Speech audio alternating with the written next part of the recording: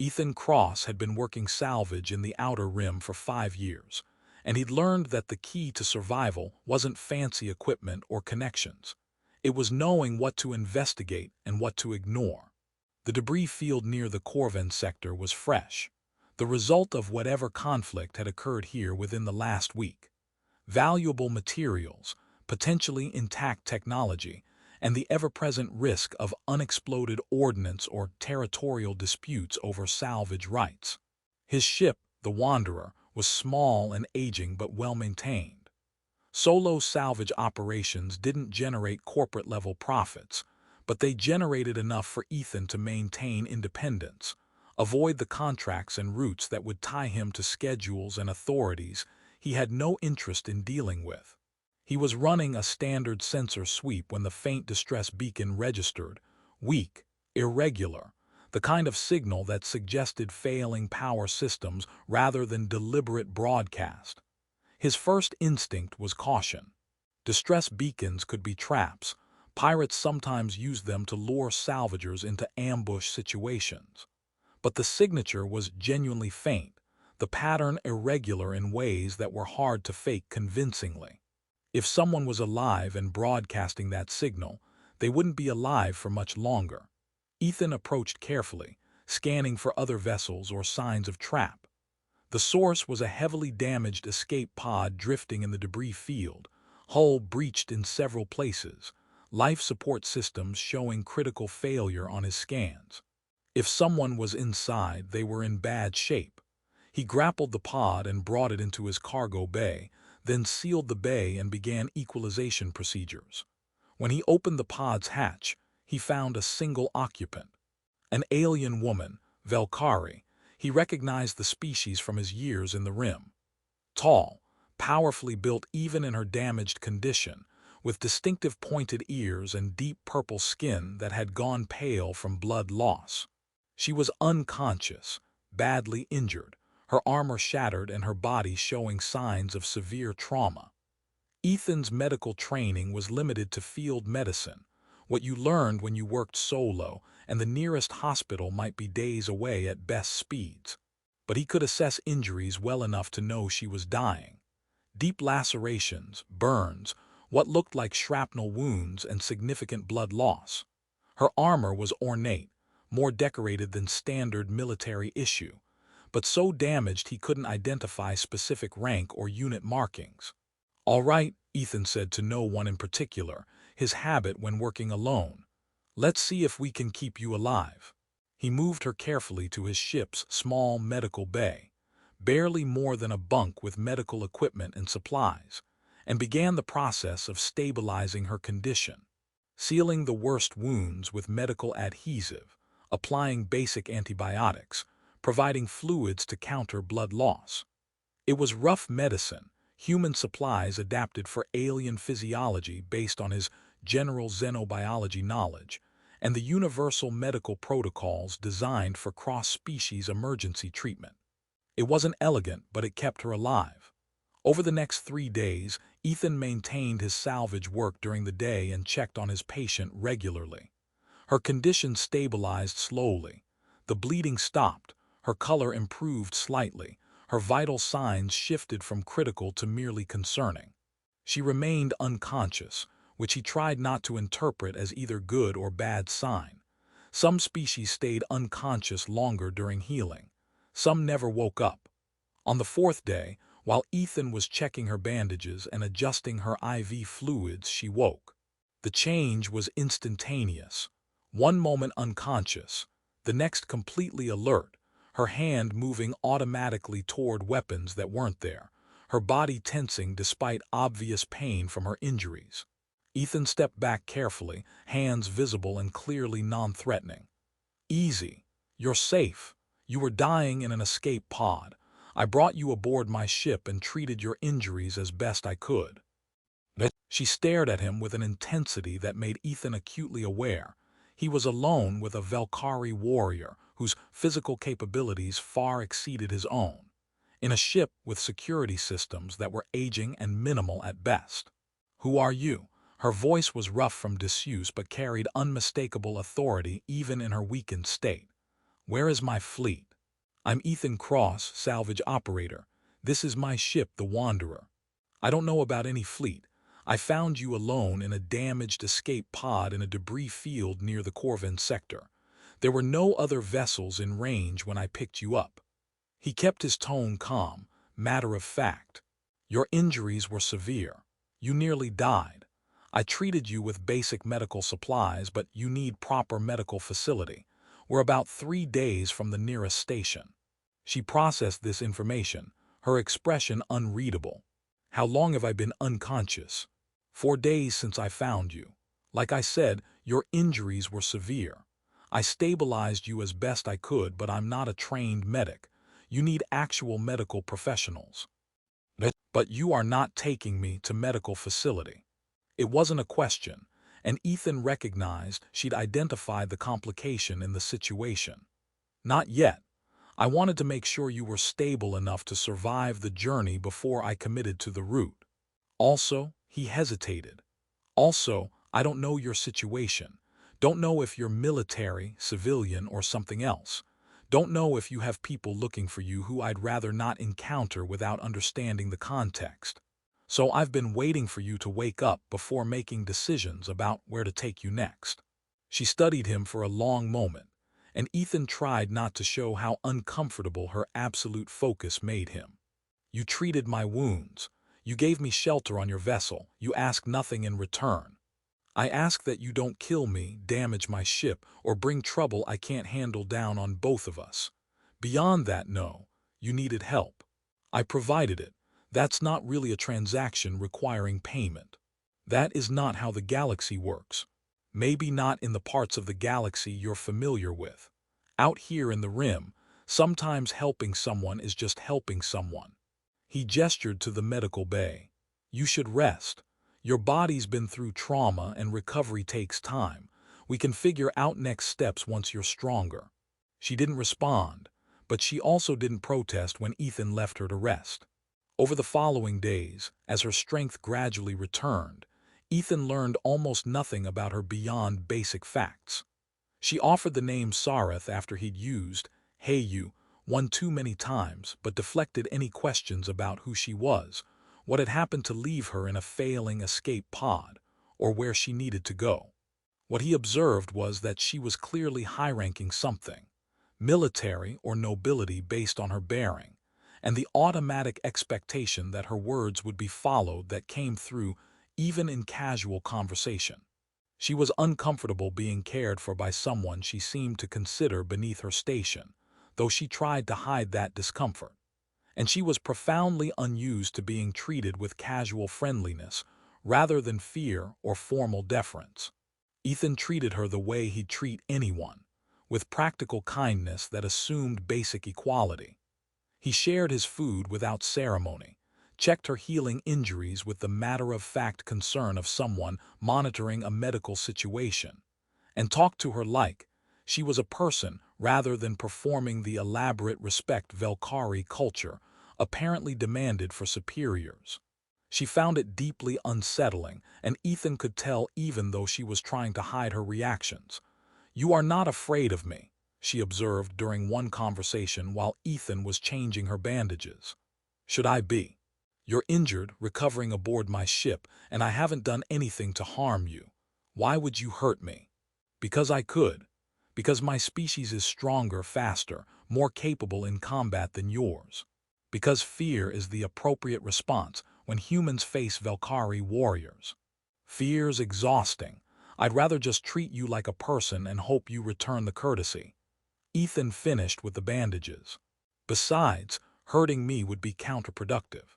I'm the one keeping you alive and getting you to where you need to go.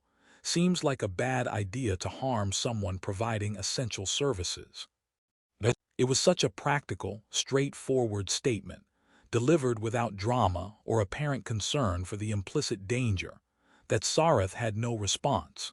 She just watched him work, trying to understand this human who treated her with kind pragmatism rather than the fear or worship she was accustomed to receiving.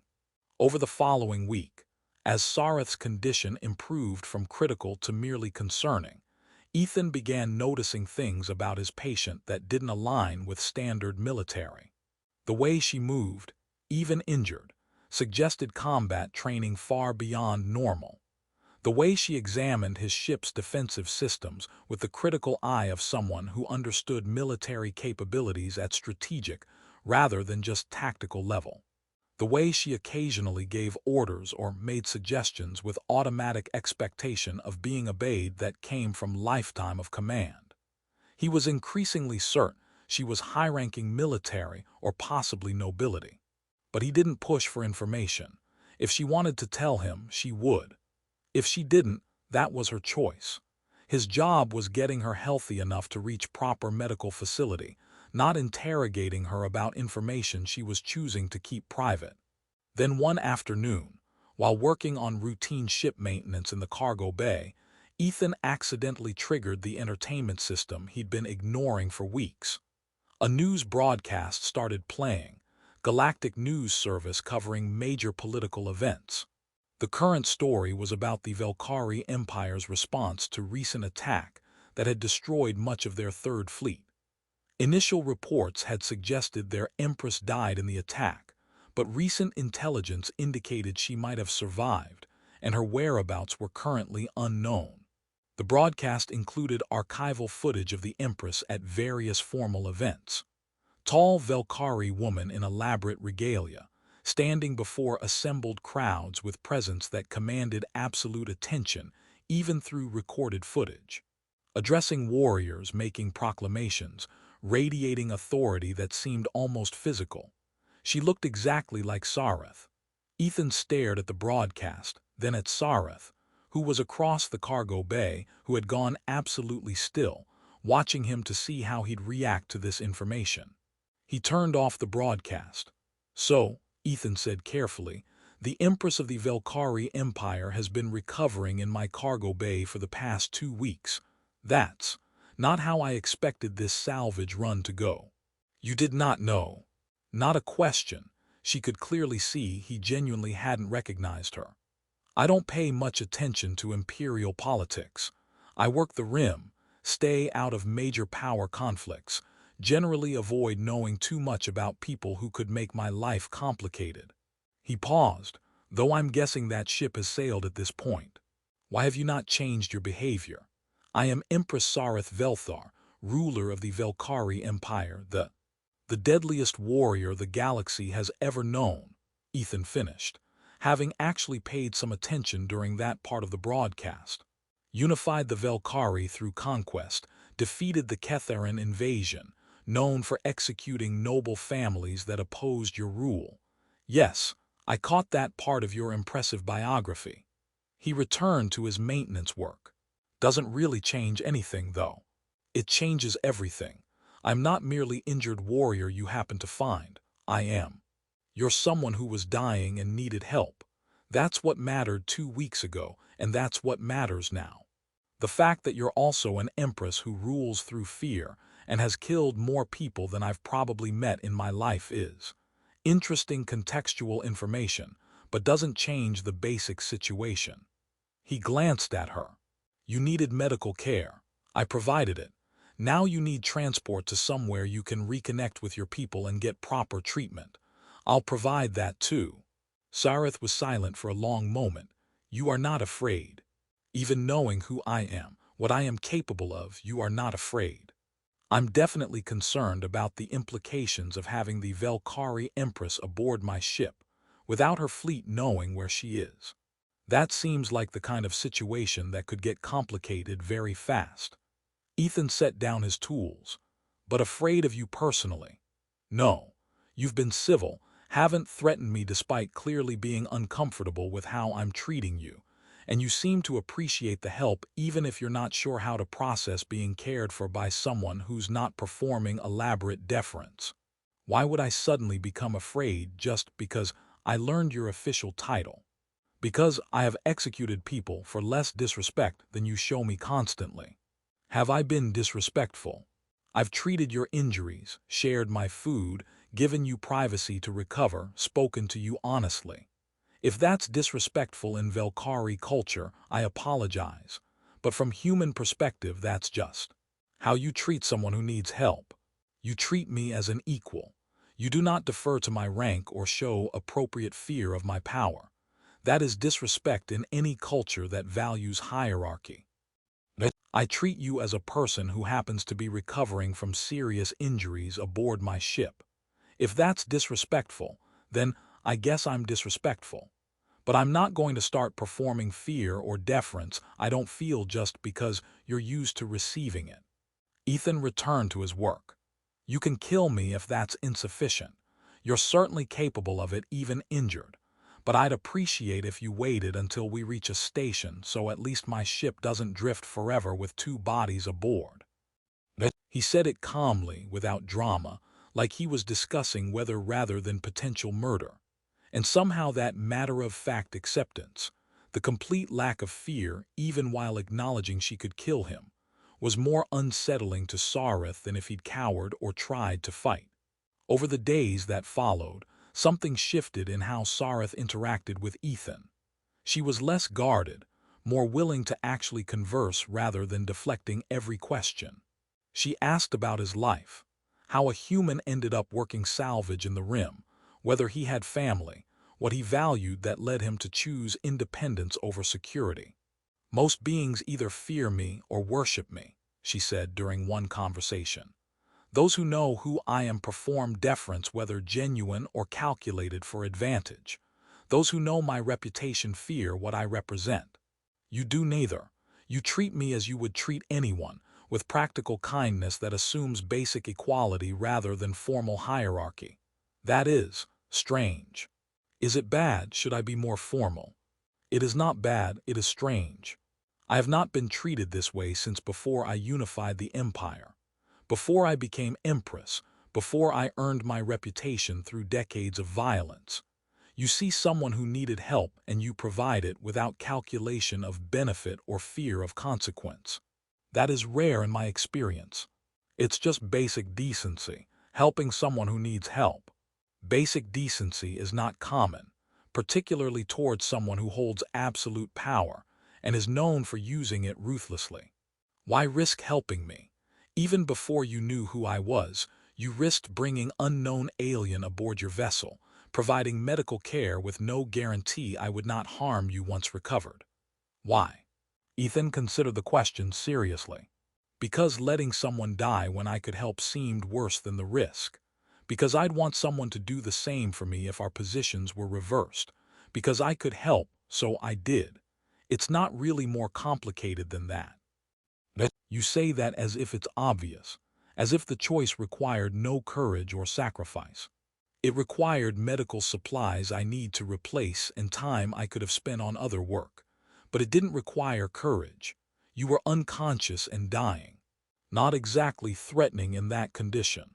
And now that you know I am Empress of a warrior empire, known for executing those who displease me, capable of killing you without effort even while injured. Am I threatening now? Are you planning to kill me? No. Then no, you're not threatening. You're just someone recovering from serious injuries who has complicated political situation to return to once you're healthy enough. He paused. Though I admit I'm curious what happened. Empresses don't usually end up dying in escape pods unless something went very wrong. Sareth was quiet for a moment before answering. I was betrayed. Members of my own court, believing I had become too focused on military expansion and neglectful of internal politics. They coordinated the attack that destroyed my flagship and most of the Third Fleet. I survived through luck and combat skill, reached an escape pod and, she gestured at her still healing injuries, barely survived that as well. I'm sorry, betrayal by people you trusted is brutal. I do not trust. I verify loyalty through fear and reward. Those who betrayed me calculated that my death would benefit them more than my continued rule.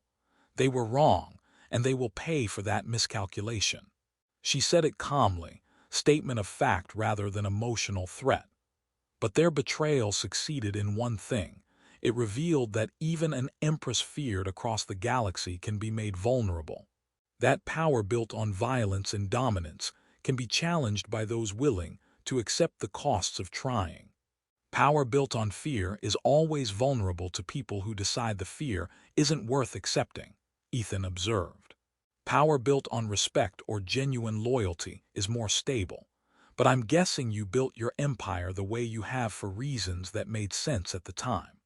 The Vel'kari were fractured, weak, prey for stronger empires. I unified us through conquest because unity through negotiation would have taken decades we did not have. I rule through fear because it is efficient and effective. She paused. But you have shown me something I had forgotten or perhaps never learned. That strength can exist without dominance. That helping someone can be genuine rather than calculated.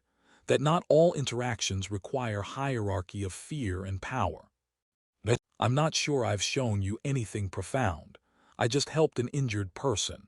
That is exactly what makes it profound. You treat it as obvious, as basic decency requiring no special courage or virtue. But in a galaxy built on power and fear, your simple kindness is revolutionary. They reached the secure station 7 days later, a neutral trading post where Sareth could safely contact her fleet without risk of whoever betrayed her intercepting communications. The response to her transmission was immediate and overwhelming. Within 6 hours, 3 Vel'kari warships arrived, massive vessels that dwarfed the station and definitely dwarfed Ethan's small salvage ship. Ethan watched the arrival from the Wanderer's cockpit, suddenly very aware of how significant the past few weeks had been despite feeling ordinary at the time. Sareth stood beside him, her bearing completely transformed. The injured woman who'd recovered in his cargo bay was gone, replaced by the Empress whose presence commanded absolute attention. She wore armor that her fleet had brought, ornate and intimidating, marking her rank unmistakably. Her voice had shifted back to the commanding tone she'd softened during her recovery. Her entire presence radiated power. She was still the woman he'd treated and talked with for 2 weeks. But she was also the deadliest warrior the galaxy had ever known, and that became impossible to ignore when she was surrounded by her military command, who treated her with visible fear and absolute deference. Before she transported to the flagship, Sareth spoke to Ethan privately in his cargo bay one final time. "You saved my life. By the customs of my people, I am in your debt until that debt is repaid. Name your price, wealth, position within the empire, protection, anything within my power to grant. I don't want payment. I helped because you needed help. That doesn't create debt in my mind. In my culture it does. I will not remain in debt to anyone, even someone who claims to want nothing. Name your price or I will choose appropriate compensation myself." Ethan thought carefully. "Then I ask this, remember that even empresses can be vulnerable.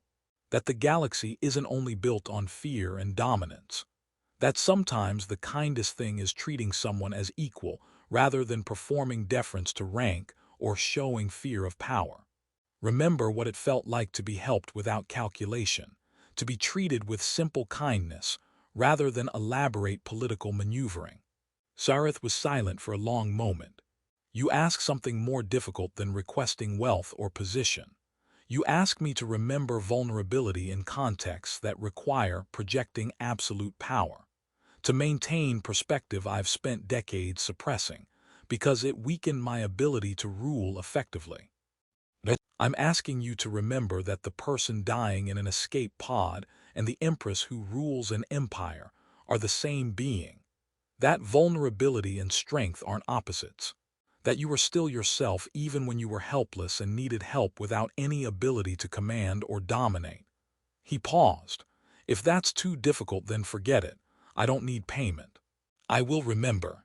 She looked at him with an expression that might have been respect or might have been something more complicated. "And I will repay this debt in ways you may not recognize or appreciate, but which honor what you have given me, not just survival, but the gift of remembering what I had ceased to see. That power exists in more forms than dominance. That strength can include compassion. That treating vulnerability with simple kindness is itself a form of power." She left. Ethan watched her ship depart, returning to Imperial space and the complicated politics of ruling an empire whose court had tried to kill her. His life resumed normal patterns: salvage work, quiet independence, avoiding major power conflicts, and keeping to himself in the Rim where law was minimal and survival required pragmatism rather than idealism. Months passed. Then Ethan started noticing changes in regions where Vel'kari influence extended. Subtle shifts in how imperial authority was enforced, less brutal, more focused on competence than fear. Veteran support programs being expanded, resources being allocated to reconstruction rather than purely military expansion. The changes were small enough that most wouldn't notice, but those who worked the Rim and watched imperial behaviors closely could see patterns shifting. One day, he received a coded message through channels designed to be untraceable to anyone monitoring his communications. Your words are remembered. The debt is being repaid in ways that honor both the giving and the receiving. You changed more than you know by treating vulnerability with simple kindness rather than fear or calculation. That lesson is being applied at scales that affect millions of lives. The Empress does not forget those who show her what she had forgotten. That power includes more than dominance. That strength includes compassion. That ruling can include remembering what it felt like to need help without ability to command it. Thank you for reminding me that I am more than the violence that built my empire. Ethan didn't respond. The message clearly wasn't requesting response. But he kept it, a reminder that sometimes the most powerful impact comes not from grand gestures, but from simple actions taken without expectation of recognition or reward. He'd helped someone who needed help. That she happened to be the galaxy's deadliest warrior, the Empress of a vast empire known for ruling through fear, that hadn't mattered in the moment when she was dying. What mattered was that she was injured and he could help, that she remembered the kindness and let it reshape her perspective on power. That was beyond anything he'd intended or expected. But it proved something Ethan had always believed. True strength is revealed not in how you dominate when powerful, but in how you respond to vulnerability, both your own and others. Years later, historians studying the Vel'kari Empire would note a shift in governance that occurred after Empress Sareth survived the betrayal that nearly killed her. They would analyze the policy changes, the softening of brutal enforcement, the expansion of support systems that suggested changing priorities in imperial administration. They would miss the simple truth that an empress known as the deadliest warrior the galaxy had ever seen had been helped by a human salvager who treated her with kind pragmatism rather than fear or worship, who'd reminded her through simple actions that power includes more than dominance, that strength exists in compassion as well as violence. The human had aided a wounded alien empress, unaware of who she was. He'd treated her with basic decency, spoken to her as an equal, and helped her survive without expecting payment or performing elaborate deference to rank he didn't know she held. And that simple kindness, offered without calculation in a moment of profound vulnerability, had reminded the galaxy's deadliest warrior that power takes many forms, and that sometimes the strongest choice is responding to someone's need with compassion rather than asking what they can offer in return. Sareth never forgot. The debt she felt she owed was repaid not to Ethan individually, but to the countless beings who benefited from an empire that remembered vulnerability as well as strength, that valued compassion alongside power, that understood that true leadership includes remembering what it felt like to need help without ability to command it. All because one human had treated an injured stranger with simple kindness, never knowing he was changing the perspective of someone whose decisions affected billions of lives. Sometimes the most revolutionary act is just helping someone who needs help. Sometimes the most powerful lesson is remembering what vulnerability feels like. Sometimes the greatest strength is shown not in dominance, but in how gently you treat someone who has no power to resist if you chose to be cruel. Ethan had shown that strength without knowing it. Sareth had learned from it despite decades of ruling through fear and violence. And the galaxy changed, one small act of compassion at a time, because an Empress remembered that she was more than the violence that built her empire. She was also someone who'd once been helpless and been treated with kindness by someone who expected nothing in return. That memory proved stronger than fear, and it reshaped an empire,